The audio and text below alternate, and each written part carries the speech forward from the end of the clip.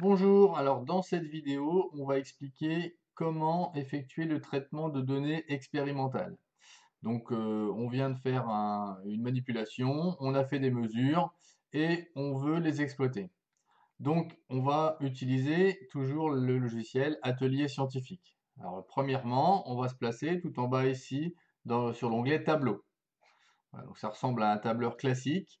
Une des particularités de ce tableur, c'est comme il est lié aux sciences, on va pouvoir mettre le nom de la grandeur et son unité. Donc pour ça, vous avez vu, quand on est sur la lettre A, double-cliquer pour créer une grandeur. Donc on fait un double-clic et on va créer, alors admettons qu'on ait fait un ensemble de mesures pour la loi d'Ohm, on a comme grandeur donc U avec son unité, donc le volt. Alors là, il va nous demander un nombre de points. On peut faire OK si on n'a pas plus de 300 points à faire ou mettre le bon nombre de points aussitôt. On va créer une deuxième grandeur qui va être donc l'intensité. Et cette intensité, on va la mettre en milliampères. Voilà, donc on met la bonne unité désirée.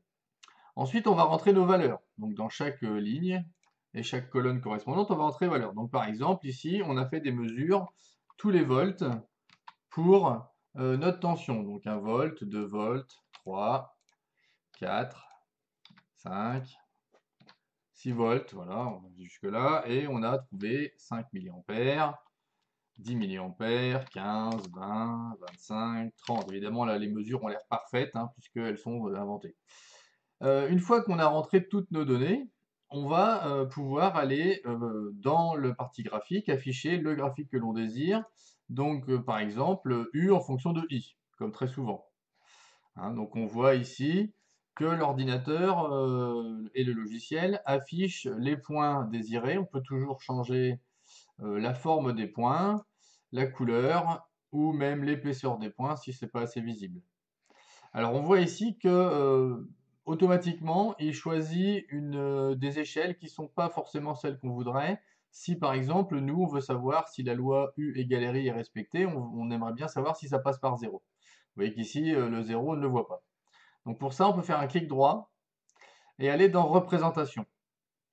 Et là, on va modifier soit automatique, c'est ce qu'il a ici, soit donc manuel, où on va nous-mêmes imposer les valeurs. Donc par exemple, si on veut voir le 0, on va imposer les 0 en abscisse et en ordonnée.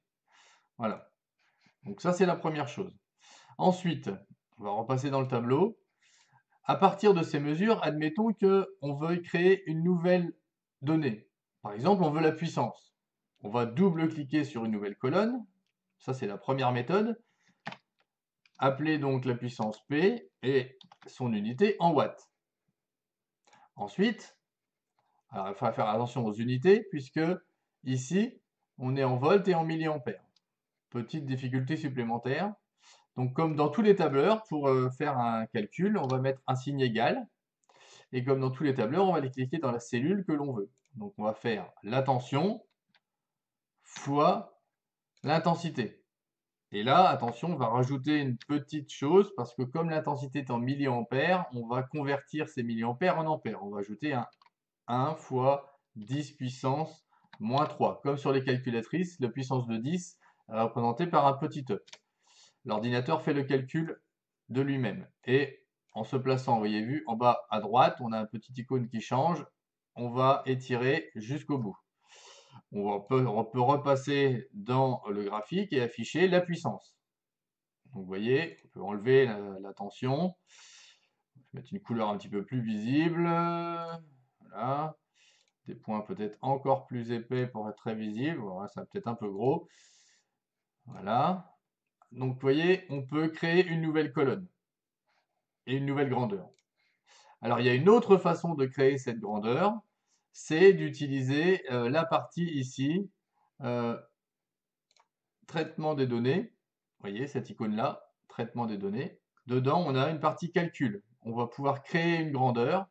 Alors, admettons qu'on connaisse la valeur de la résistance, on va calculer une tension théorique à partir de l'intensité.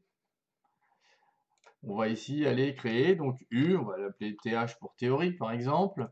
On va toujours, alors vous voyez que le égal est déjà là, donc on va juste créer la fonction.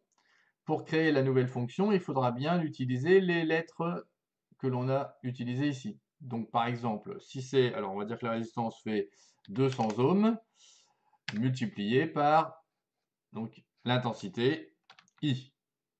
On va repréciser donc que la tension est en volts. Et une fois qu'on a fini, on a pu rentrer et vous voyez que notre logiciel fait le calcul. Alors évidemment là, les résultats ne sont pas corrects puisque I est en milliampères et qu'il faudrait qu'il soit en ampères. Mais voilà, ça vous montre comment on peut d'une autre façon créer une autre grandeur. Vous verrez un petit peu plus tard qu'on peut aussi créer une fonction dérivée et même une fonction intégrale. Voilà. C'est tout pour cette vidéo. On va voir dans une prochaine vidéo comment utiliser les graphiques.